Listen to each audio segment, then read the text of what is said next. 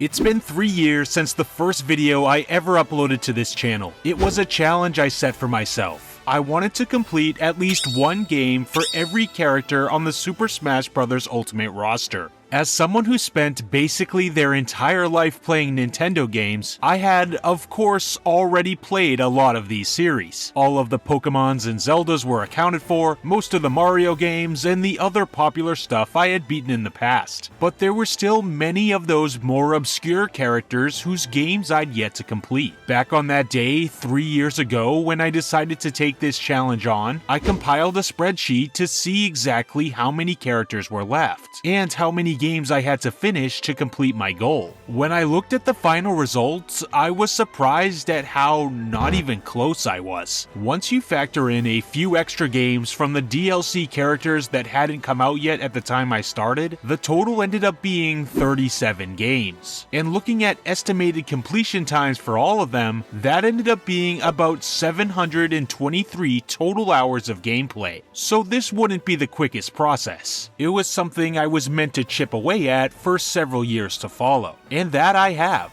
Fast forward to today, and I'm 3 years into the challenge with some very nice progress made. Each calendar year, I like to give a progress update to reflect on each of the games I ended up completing, as well as the amount of games and hours remaining until I complete my goal. Admittedly, 2023 wasn't the most productive when it came to my Smash Ultimate roster challenge, but that was for good reason. A lot of my time last year was taken up by big new releases in some of my favorite series, and as you can probably tell, I dropped everything to prioritize these titles with most of the time I spent gaming. So it's going to be a bit of a lighter update this time around. This is something I knew early on though. I knew Pokemon, Zelda, and Pikmin were all dropping this year, so in response, I went for a slightly different strategy. I decided to tackle mostly shorter titles, several of these being from the 8-bit era or games that are by nature not focused on a long drawn-out story. And I'm happy to say that the length of the games didn't really diminish my enjoyment of them. Many of these ended up being some of my favorite experiences of the year, and are games that I'm very excited to talk about. Over the course of 2023, I ended up completing a total of 5 games for this challenge, which brings the total number of games left down from 25 in the previous year to an even 20, and 407 total hours down to 387. So all things considered, not too bad of a year, as it brought us into the final 20 games, unless of course there's a Fighters Pass 3 around the corner. So now, with all of the explanations out of the way, it's time to talk about the games in the order I completed them. Starting first with the Echo Fighter, Princess Daisy, and her debut title Super Mario Land for the original Game Boy. I've played many games with Daisy in them before. I think I've rolled credits on several of the sports and Mario Party titles she's featured in, so that technically counts. Even Super Mario Bros. Wonder, which I completed last year, definitely counts. She's even playable in that one. But early on in 2023, I decided to play through Daisy's origin story, which just so happens to be one of the quirkiest Mario games ever made.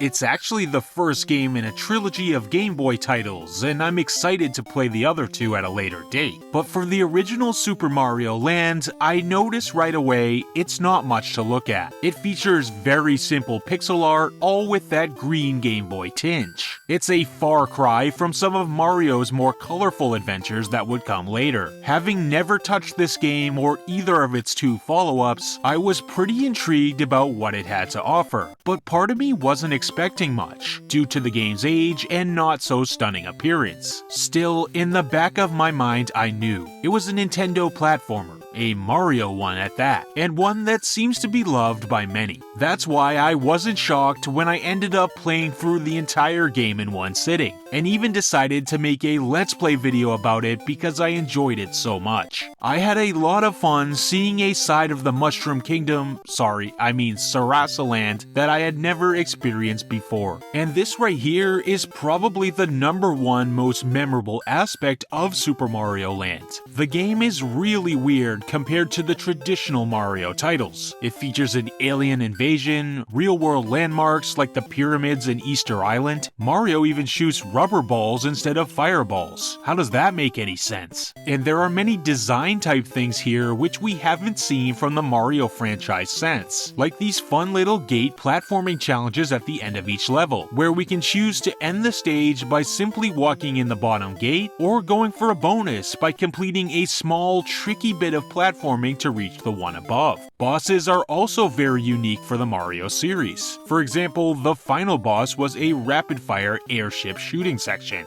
Before booting the game up, I pretty much just expected Super Mario Land to be your run-of-the-mill Mario platformer on Game Boy. Instead, Super Mario Land's weirdness gave it a wholly unique identity, which exceeded my expectations to say the least. Maybe not by the core gameplay, that's still pretty much running and jumping to hit blocks and defeat enemies, but you can really tell that with the unique setting and ideas on display here, the development team made the most of the technical constraints of the Game Boy and made a full-fledged Mario game fit to rival the NES entries. Is it the greatest Mario game ever? Not even close. But it's really good for what it is, with oddities that will help me remember it for years to come. What also didn't help my game completion total last year is the fact that I unknowingly decided to pick some of the hardest games ever to complete. For example, I poured several hours into NES Punch-Out, but had to give up before reaching credits and cut it from this year's video, because some of the later fights were giving me too much trouble. And not that this game is particularly hard, especially on the difficulty I've been playing, but I was also chipping away at a very scuffed run of Fire Emblem 7, in which I stubbornly saved my progress with a lot of units dead, because I was being lazy and thought I could still handle it. I'm deep into the Elowood story now, with a lot of good units gone, and I'm trying to decide if I should try and salvage that run or start over completely. I didn't want to rush that process, so that game didn't make this video either. I fully anticipate finishing both games next year, covering Little Mac and Roy respectively for the challenge, but I'm not going to count them for the totals here, since I haven't yet rolled credits on either. Speaking of hard games though, the next two games on my completed list were both surprisingly tough. First is the story mode of Dr. Mario 64, which would of course check off the Doctor for my Smash Bros. Roster challenge. I did not expect this one to be very hard at all. Firstly, it's a very simple concept, a match 4 puzzle game, meaning you need to rotate the various falling pills and connect 4 of the same color to make them disappear. All this with the end goal of clearing out the viruses that appear on the board. This is easy when it's slow, but when things speed up, it becomes really frantic and hectic. Even during the story mode, I felt the heat, and this was just on normal difficulty. Things started out nice and slow, and I was feeling great. This allowed me to get my bearings with the game again. I did play this one a little bit as a kid, so I was sort of familiar with it, but I never got to the credits. This time around, all I technically had to do was clear one of the story mode routes on any difficulty to see credits. And that I did, with the Wario route on normal after days of trial and error. Dr. Mario 64 story mode is a whole lot of nothing. It presents a series of stages and characters with a simple story framed around it. We can choose to play as either Dr. Mario or Wario as we go head to head versus an eclectic cast. Going head to head versus a character adds a simulated multiplayer element to things. If you get a combo clear on your side of the board, that will send junk to your opponent's side, making things more difficult for them, and vice versa. While I enjoy the characters, all the story mode really is an excuse to play more Dr. Mario. There's not much else to say about it, but that's okay since that's all it really needs to be. After completing my Wario run, I decided to run through the 8 story mode levels again using Dr. Mario, since it didn't really feel right saying I was done with Dr. Mario 64 without picking the title character even once. I came across some different characters in a slightly different scenario, but things were mostly the same overall. Crucially though, I switched the game to easy difficulty because I knew what I was getting into. To this day, I haven't tried hard and won't until my Dr. Mario skills get a little bit better. Overall, Dr. Mario 64 is a fun, low stakes, but still somewhat stressful puzzle game. I still rather play Tetris any day, but I can now say I've rolled credits on a Dr. Mario game, and I'm glad I have it on NSO for whenever I need that fix.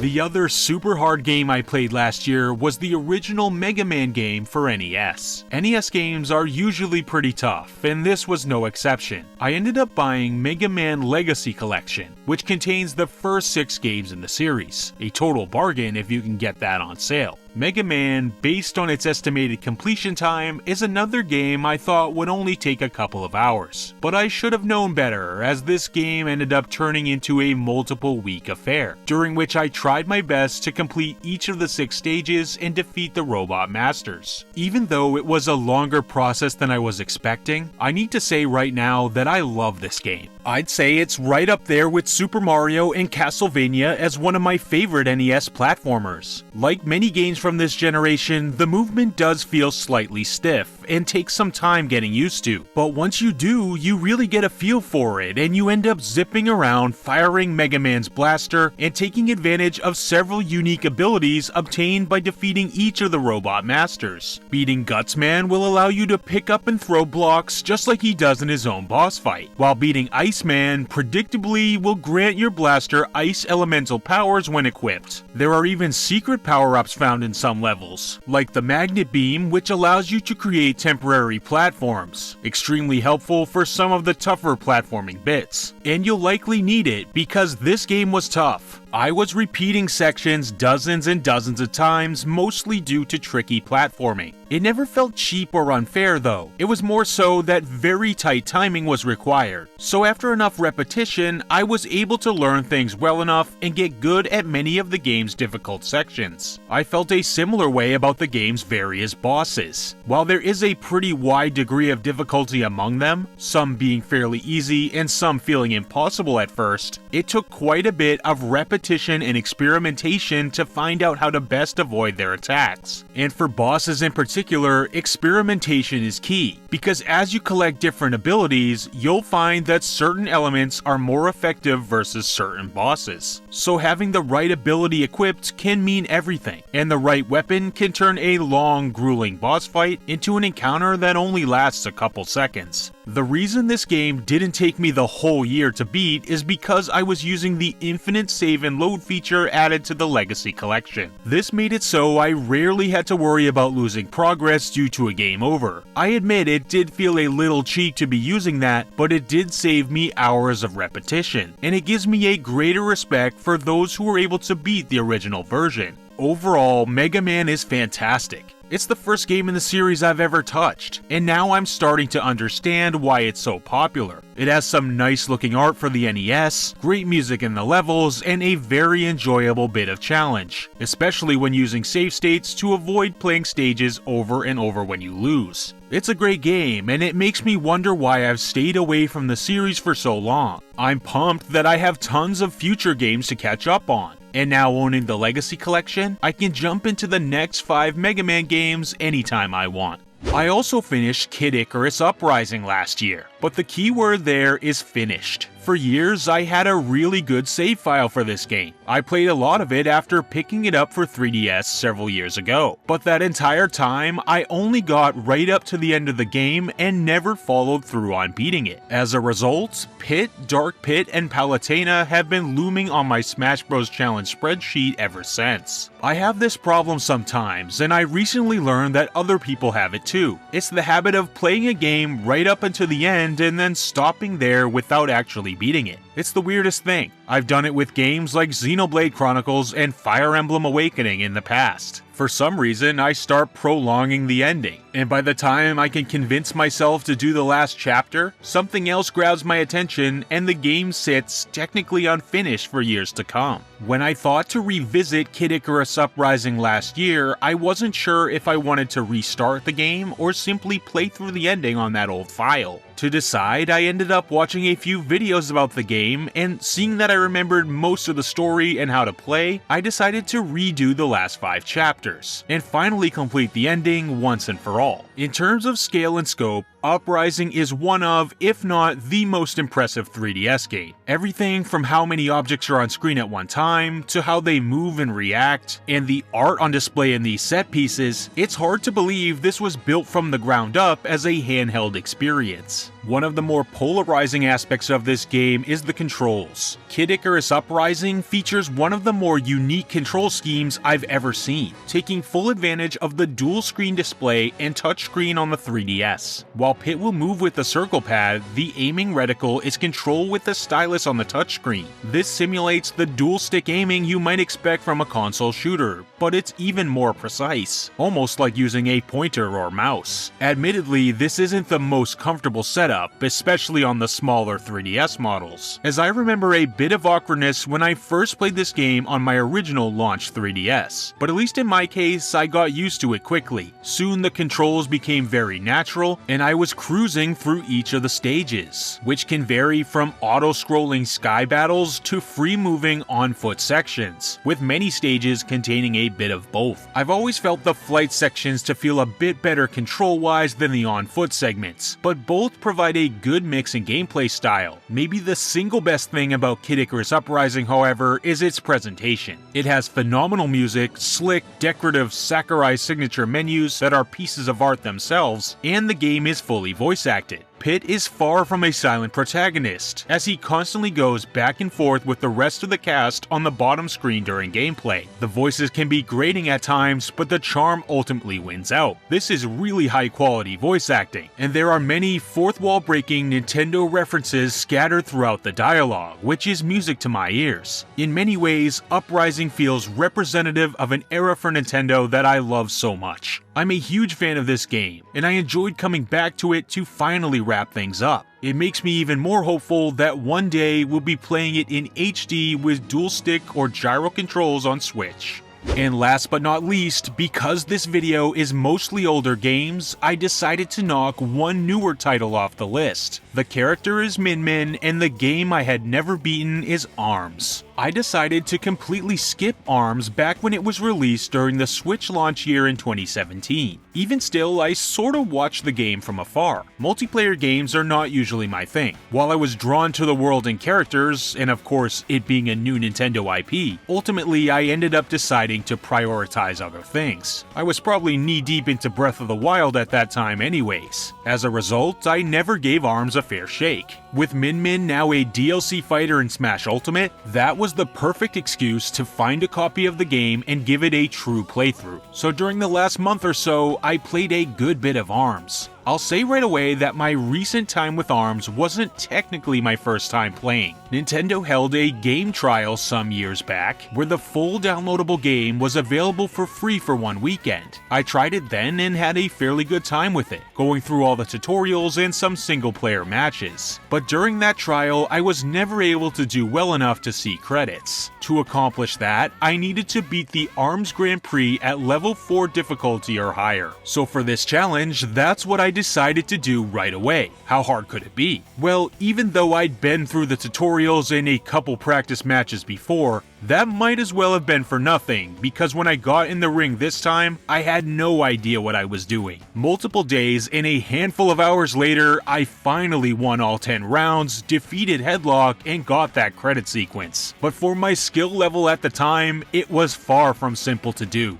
Barely knowing the controls and heading into a level 4 Grand Prix was kind of a trial by fire. I had to learn as I went, repeatedly failing, but eventually succeeding. It was like Punch-Out all over again. I learned how to block when I needed to, charge my punches, mix in grabs on shield, have better movement, and how to get the most out of my rush meter. For this game, I actually ended up switching from motion controls with the Joy-Con to using the Switch Pro controller. This is a bit out of character for me, as I love motion controls in most games. But for ARMS, I had a key grievance with the motion control. I felt that tilting the controllers inward to block was a little too inconsistent for my liking. It was probably my fault, and with practice I could learn the right ways to improve my consistency, but for the time being I decided to keep it simple. I admit the motion controls are probably more fun, so it may be worth going back to learn them better as I play more of the game in the future. As of now, I've only done level 4 Grand Prix with Min Min, and I'm not gonna lie, it was very tough, but I enjoyed the challenge. I kinda want to check out the other characters on the roster and maybe clear level 4 Grand Prix with all of them too. Maybe I'll treat it like I do Smash's classic mode, just casually chipping away at each character's route over time. I'm pretty smitten with ARMS' entire presentation. The music is catchy and energizing, and I love the distinct yellow theming. That's my favorite color, and I ended up even buying the matching Joy-Con. Plus, the characters and visuals are so rich and vibrant. These are far from your standard character tropes for a fighting game. Rather, they are thoughtfully designed fighters, both in aesthetic design and concept, and when it comes to their actual moves and toolkit.